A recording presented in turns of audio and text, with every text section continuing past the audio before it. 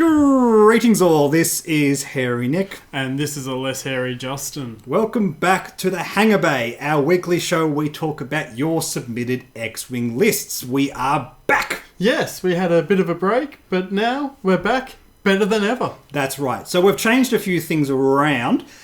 First of all, there will be a short little video before we go into the list explaining how to submit lists. But we are going to be a bit more strict about how submissions are done. From now on, if you submit a list on YouTube or on Facebook or wherever, just a heads up guys, I really do prefer them on YouTube. You must submit it with a link underneath. Without a link, you don't get talked about. That's pretty much it. Is disqualified from featuring in a video at that stage.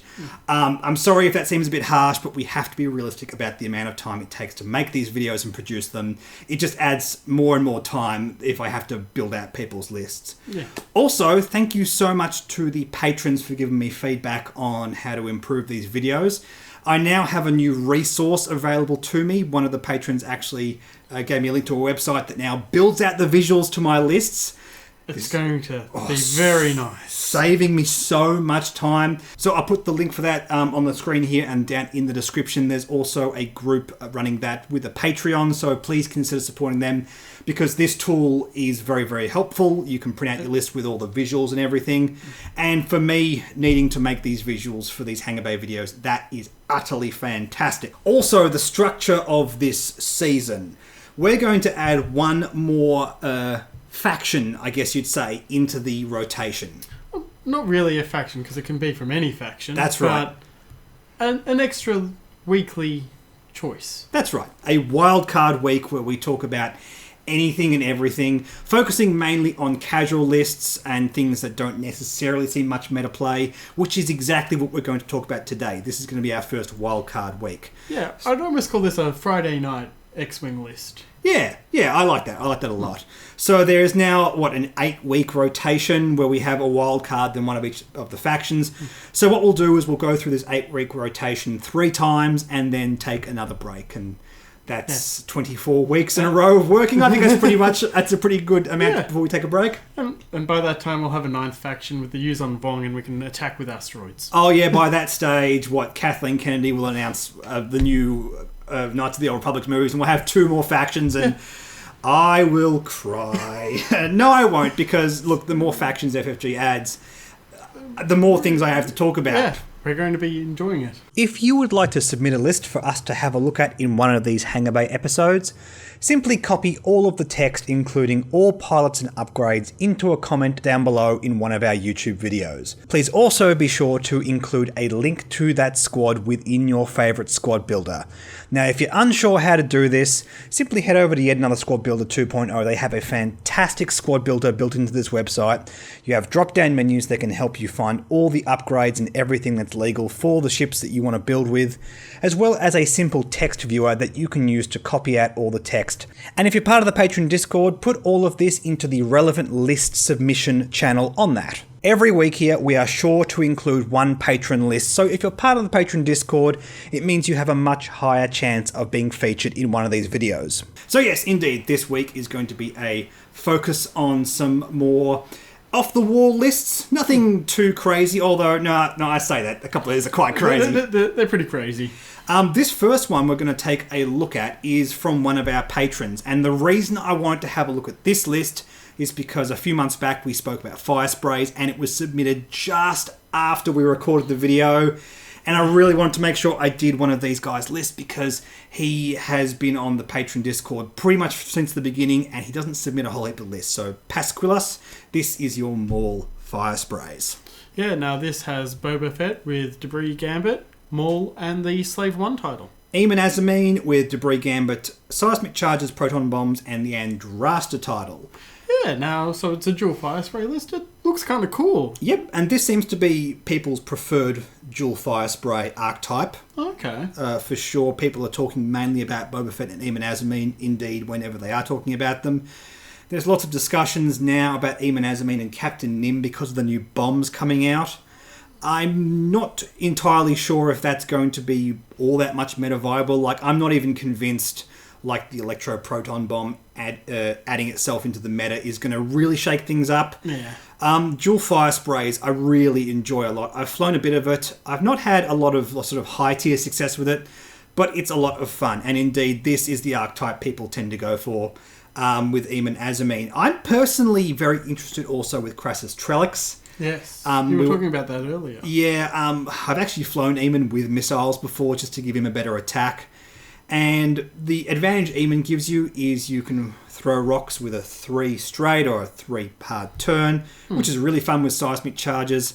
But this build on something like Crassus Trellix still offers you all of that, plus you have the option of using a missile or something like that. Now, this list is built mainly around Debris Gambits and Maul, which is kind of fun. I do like Debris Gambit a lot on the Fire Spray. Yeah, I think unfortunately with seismic charges on it, it kind of feels a bit odd. It's sort of working against itself, but at the same time, you're using it either positively or negatively. Yeah, for sure. Like, you have more options. Yeah. I think, honestly, if you're going to hit someone with seismic charges, having Debris Gambit on one of your ships is not a big enough reason not to do it. Yeah. It's so good. It's so good. Debris Gambit used to be a staple on Boba Fett because of Han Solo. You could power out the evade token off Debris Gambit and then also get the focus token on Han. In this version of the list, we have Maul, so you still have focus modifications to go alongside that evade token. Yeah. Which feels alright. I mean, the tier thing to do now with Boba Fett is like Trick Shot and Kira and Slave 1, which is so much cheaper. Yeah, like what, nearly 10 points? 12 points cheaper. Oh. Yeah, your talent is 1 point less and Kira is only 2 points. Wow. There's a reason it's so efficient and it's so highly used. I really, really like Maul. I've said before, I think his biggest issue is he's not really offering a whole heap on the Scum faction because the one Force-sensitive pilot that can take him already has access to dark side abilities. Like, there's got to be a great reason to take advantage of all of the text on his card.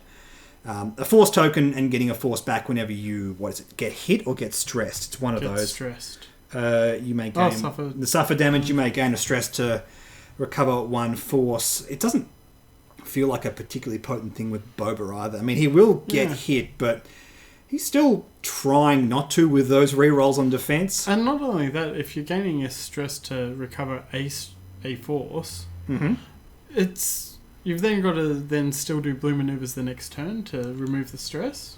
That's true, and you still recover the Force regardless.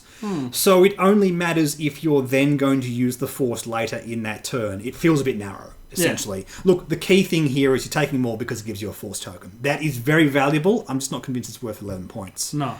And yeah, as boring as it is, Trick Shot, Kira. I mean, the Trick Shot is just so good on Boba Fett.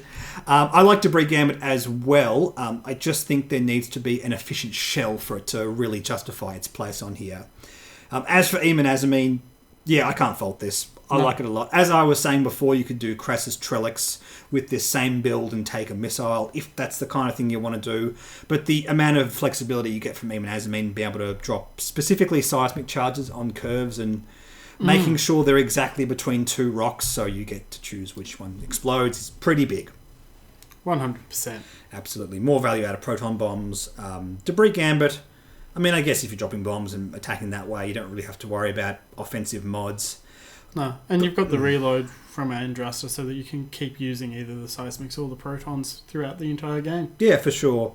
One thing I would suggest on Eamon Azamine is Cad Bane in the crew slot. Yes. Let me just chuck him on here so I can see the costing for that. Cad Bane cost 4 points, so you would still have a 3-point bid. To be honest, Boba Fett and Eamon Azamine, I don't think a huge bid is really all that required. You've got a 7-point bid. Difference between 7 points and 3 points, I think it's pretty negligible in most circumstances. Yeah, for sure. Also, Cad Bane, drop a bomb, do your boost, do a blue maneuver, then Debris Gambit. That feels pretty good. Yeah. That's a nice bit of board control there for sure. There's enough upside, I think, to justify taking it. Definitely. Indeed. The next list is by Todd Baugus. It is... Baugus or Bourgays or... I don't know. I don't know. Todd, if you're watching, let us know. Yeah. And this is a Palp Gunboat list. Major Vinta with Trick Shot, Fire Control System, Advanced Proton Torpedoes, Cluster Missiles, Advanced Slam, the OS-1 Arsenal Loadout, and Proton Torpedoes. Yeah. And also Lieutenant Karsabi with the same build. And finally, Colonel Jendon with Tractor Beam, Emperor Palpatine, and a shield upgrade. That is right. So, these are some fat Alpha Class Star Wings. Yeah, there is a lot of points on them, but at the same time, it's... Well, they got lots of versatility, I'll give you that. I just think, Todd, if you're watching, this is a very important lesson on diminishing returns. I can tell you right now, the second piece of ordnance after the first has extremely less value, and the third has even less value than that. Yeah. It's all about opportunity cost. The more things you take, the less likely you are to fire them all off, and losing value out of stuff you've spent a lot of points on is bad. It's a way to lose X-Wing games. Yeah, but at least with the proton torpedoes and the advanced proton torpedoes, you have different ranges to use them on. You have flexibility. And from that point of view, I'd think about maybe proton torpedoes and cluster missiles together, because you've got a lot of range coverage there.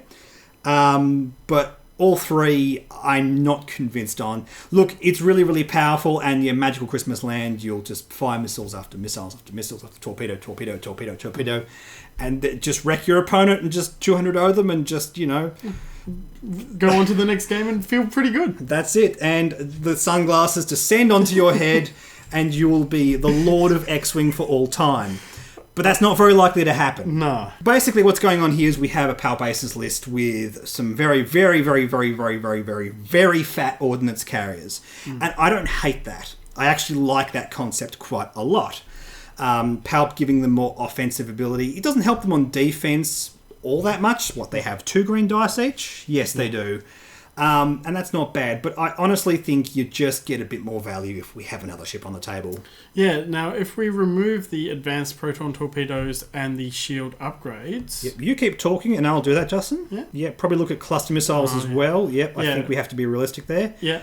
We've got 27 points left. And that gives us a Night Beast. Yep, Night Beast on a TIE Fighter. We can go Black Squadron Ace with Crackshot. I probably prefer Night Beast myself. Yeah. I like Night Beast here because you have a lot of flexibility with that extra token hoarding ship. It also works great with Palp because he has 3 green dice, which is nice. It's also another ship that if it gets ignored, it can still have a bit more offensive power. Basically, for all of those torpedoes and missiles, it's not giving you any more opportunities to shoot. It's just giving you more powerful shots later and later and later into the game. Where, look, a very simple 2 red dice attack from a TIE Fighter that you get to use pretty consistently with a decent amount of defense is just probably actually going to give you more offensive power. Yeah. As counterintuitive as that might be, definitely something looking out for. And I like Night Beast with Palp. I think that's a nice little mini combo. It's a lot of sort of dice modifications going on there. Yeah. Also, with proton torpedoes being 12 points, with the next wave, we're getting... Plasma torpedoes. That's right. Probably going to be less than 12... definitely going to be less than 12 points. Yeah. My guess would be like around 8 or 9 points. I think with the environment of 2nd edition, yes, it's only a 3 red dice attack, but it can do 4 damage because of the way it works, which makes it better than most like missiles and stuff. So it's going to sit like above cluster missiles and that kind of stuff. Yeah. But nevertheless, that saves you a small handful of points on all of these platforms once again. And then I think you could maybe look at putting a missile on there. Yeah, for sure. You could then think about doing multiples. You could then still have that extra TIE Fighter and upgrade it. I mean, who knows? Maybe there'll be enough points to do like a Howl Runner build. Yeah. It's probably a bit wishful, but it's possible. Yeah, there are some things going on here. I just think by making sure you have more platforms, everything is just running a bit more efficiently. You'll get all your ordnance off and there'll be less fuel bads. I think the key thing when it comes to casual lists like this is you want to try and achieve things that meta lists struggle to do. You want to, win in different ways. I spoke about this the other day when talking about Timmy's, Johnny's and Spikes. This is a very Johnny kind of list where you're basically finding an alternate win condition. And I think one of the key things in making those kinds of lists work is avoiding feel-bad combinations. And stacking 3 pieces of ordnance on one platform is going to make you feel bad. It's going to happen. Pop. Yeah. Yeah, look, maybe like 1 out of every 8 games, you might get them all off. Or maybe I'm being too pessimistic, Todd. Maybe you are a bit more successful than that. I'm just not convinced it's consistent enough. Well, not only that, also the Alpha Class Star Wing has a reload. Yes, indeed. So if you do go late in the game, it already has agency to just reload what it already has. Now, yes, that means you have to take a turn off, but You've got Advanced Slam. That opportunity cost versus the opportunity cost of stacking that many points on, I'd rather just reload stuff. Yeah. Advanced Slam, the way that works with Vinda and Kasabi, I quite like that. Kasabi can do both the Advanced Slam reload and still fire with OS1 Arsenal Loader. Yeah. You're talking about opportunity cost. That is a great way to just completely negate all that. And you can do all this stuff and keep firing missiles over and over again, or torpedoes or whatever. Yeah, and Colonel Jendon using his ability to target lock at the start means that fire control system's going to be working throughout the entire game. That's right. You don't need this many missiles and torpedoes. No. It's good. It's already really, really good. You're pretty safe. Yes, indeed. Let us move along to the next list by Clayton Pseudonym. Pseudonym? Pseudonym, yes. Pseudonym. We don't know. Excellent screen name. Yeah. Righto, we have a Republic list. Oh, yes. When we were talking about the Jedi Starfighter, we made some comments about Plo Koon, about him being in a really rough spot in terms of power level and points. Yeah. 2 points shy of Obi-Wan is not a great place for a pilot with an ability like this to be. And only 2 Force as well. Indeed. So we put the question out to you, can you make this work? And Clayton kindly responded with this. List. Now, Plo Koon has predictive shot. And we have a couple of ARC 170s, both Sinker and 104th Battalion pilot with a 7th Fleet gunner. And then we also finally have a V-19 Torrent with a Gold Squadron Trooper. Indeed. So the way we're abusing Plo Koon's ability, and let's be frank, I don't think he's usable at all unless you have some kind of combo to work with him.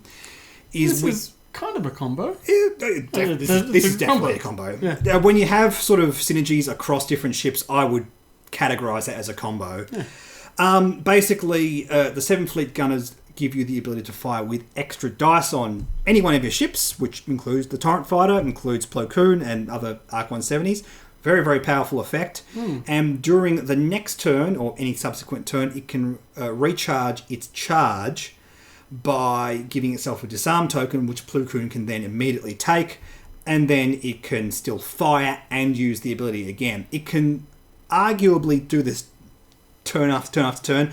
I don't know how realistic that is, but the flexibility is good. I do like this a lot. I think the thing that really hurts it is Plo Koon only has 2 Force tokens. It's rough, considering you really want to power through these to get that synergy going. You're already using them on offense and defense. Plus predictive shot as well. It's another way to spend them. I don't love that, especially when you're trying to give him disarm tokens. I mean, I get it. Choices are good. Yeah. But maybe use him more defensively with Brilliant Evasion? I agree. I think Brilliant Evasion is a better choice here. Based on what we're trying to do with this list anyway. Nothing wrong with predictive shot. I think there are plenty of cases to take it on Plo Koon. But even so, it's rough. He really does. He needs that 3rd Force token. I look at that. I think about like Mace Windu and Obi-Wan. They just feel head and shoulders above him, to be honest. Actually, we were talking about this earlier. I was saying that possibly with the light side users getting a hate card. Yes, absolutely. I keep banging on this drum, but I think there needs to be some kind of equivalent for the light side that, I don't know, efficiently recharges force or makes them more valuable in some kind of a way. Yeah. I was thinking maybe it gives them an extra force. Yes, I think that design's interesting. I think it's a very dangerous design. Definitely dangerous with the Ghost on there, so you might have to use it only on small ships. Yeah, with things like Maul recharging. I think the danger of having something that gives you extra force tokens as a force upgrade is it might combo with something that can help you recharge faster, and then the efficiency goes through the roof. But in any case, look, some kind of design like that, that you could put on Plo Koon, it'd be relatively efficient, and it could just help him get over the problem that he just doesn't have enough force tokens. Yeah. I completely agree. In the meantime, I think Brilliant Evasion is fine. It's taxing on his ability, taxing on his tokens. Look, I feel like it's better most times just take Obi-Wan. However, I also really like abusing the 7 Fleet Gunner to a point where you can get those extra dice pretty consistently. It seems really, really powerful. I agree. It's 4 platforms, Jedi, Starfighter, V19 turret and 2 arcs. It's a good collection of platforms. If you get the synergy going, you can get a lot of power out of this. So I actually quite like this idea. It'd be a lot of fun.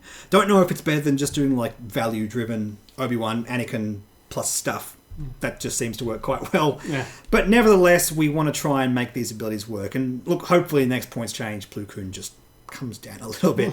I don't think being 2 points shy of Obi-Wan is really where he wants to be right now. No. This next one is Rage Chewie by JF Bolduc, and this was in response to the video I did talking about the tenure of Chewbacca and the passing of Peter Mayhew, and this is, on the Resistance, pretty much the only sort of half-viable way to use the Chewie pilot on the Scavenge YT 1300. Yeah.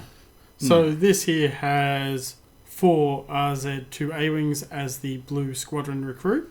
And Chewie on the Falcon. Yeah. With no upgrades. Nobody gets any upgrades because we just can't afford them. Yeah, we're at 200, that's it. So the way we can abuse Chewbacca, and in first edition, because it was flown alongside Rebellion ships, you could just fly him alongside Bandit Squadron pilots on the Z-95 Headhunter. Cheapest thing we have on the Resistance is these A-Wings, and that is rough. Look, I like a swarm of A-Wings, but I'd like maybe another ship. I suppose so. It's not a bad collection of ships. 4 A-Wings and a Falcon feels actually really, really good. But no really fun pilot abilities. I mean, that's what the Resistance is all about, fun pilot abilities, and we don't have any of those here. Oh, we've got one. Yeah. Yeah, that's true, that's true. I stand corrected, absolutely. No talents. There's not even a single point spare to put a single talent on one of those A-Wings. It hurts. It hurts. They've got 2 slots each. Yeah, I do want to talk about this because I like this. I think, again, it's a very fun Friday Night X-Wing kind of list, but the reason I want to talk about this is because there's something coming along in Wave 4 that might just make something like this more viable, and I stress might. So we don't have points right now. No. The Rebel Transport. So this is a ship with 2 attack, 1 evade, 5 hull, and 3 shield. And a whole heap of red actions. Yeah. And a pretty very bad dial. Average. I was going to say average. Average, yeah, I guess so. It's a transport. The reason we're talking about this and not the little escape pod that comes with it is because there is no non-unique pod that goes alongside that. If you're going to spam out another ship alongside Chewbacca, it's going to be the transport. The question is it cheaper than the A-Wing? Probably, but how much cheaper? Yeah. I think is the key thing here. Because if it is 25 points or less, and I think that's a real stretch, but if it is 25 points, you can fit 5 of them alongside Chewbacca. Yeah. The other thing I was thinking possibly is if it is a little bit higher, maybe say sort of 26, 27. Which I think is probably more likely. Yeah. You could put Tactical Officer on it. Yes, you can, and fly 4 of them instead. And then Chewbacca gets to do everything. That's right. And also, depending on how shy of 32 points is it, which is what our A-Wing's worth right now, that also opens the door for more upgrades on Chewbacca. Yeah. Now, I don't think this is making Chewbacca viable. I'm not saying go out and buy 4 copies of the Rebel Transport. You know what? I am. You know what? It's the Resistance Transport as well. I said the wrong thing. Yeah, as a Timmy. Yeah, absolutely, absolutely. Yeah, look, it's great. I mean, the old Space Pancake not doing so well on the Resistance right now, but the model is so good. I want an excuse to fly it, essentially. Yeah. And you know how you get to do that? With Resistance Transports. Resistance Transport. I mean, I'm curious about the Resistance Transport anyway because it's going to give it a lot of extra crew options, which I don't think is what's actually really holding it back right now. We've got things like 3PO and Rose and Finn and Rey in the gunner slot. I don't know. Leia? Yeah, Leia. Could be good. Leia is going to be some kind of card with 2 crew slots. I just realised we're talking about this now. That actually might all be revealed by the time we have this out. I hope so. By the way, at the time of recording this, we were expecting the Resistance Transport article, but apparently it's Memorial Day or something over in the US. Don't know. Yeah, I don't know why they can't just make the articles go up automated regardless, but anyway, that's another discussion. Should be good, and look, I don't think this is going to make this archetype super viable, but it's going to make it fun. Yeah. And if we can just add some more spice with some crew slots, again, it has a bit more versatility, flexibility, it's a bit more fun to fly, and it less feel bads. Again, it's something you can actually do. I feel like just chucking these parts on the table and saying go is they're just not quite there in terms of what they can do. It's not going to feel great just using Chewbacca vanilla most of the time, not having any special effects, no special actions or action economy. Most of the time he's not going to activate his ability, so he's just going to be a vanilla Falcon. It doesn't feel that fun to play. And I think with these hyper-casual Johnny lists, that's what we want. Yeah. We want some spice. We want the spice to happen regularly. I think that's the key thing with these. Anyway, guys, thank you so much for watching this video. We're going to head over to the factions next week. Stay tuned, because on the YouTube social tab, I will be announcing what ships and stuff that we're doing every single week after I go ahead and poll the patrons and have a discussion about that. And every now and then, I will also be polling the YouTube commenters. So stay tuned for that, and you can participate in these videos a little bit more than we are right now. In the meantime, do not forget to like and subscribe. Like me on Facebook, follow me on Twitter and Reddit. Also consider supporting that. Patreon, the thing which is really pushing this channel forward. And thank you so much to all of the existing patrons. You guys are friggin' awesome. We'll catch you next time. Bye.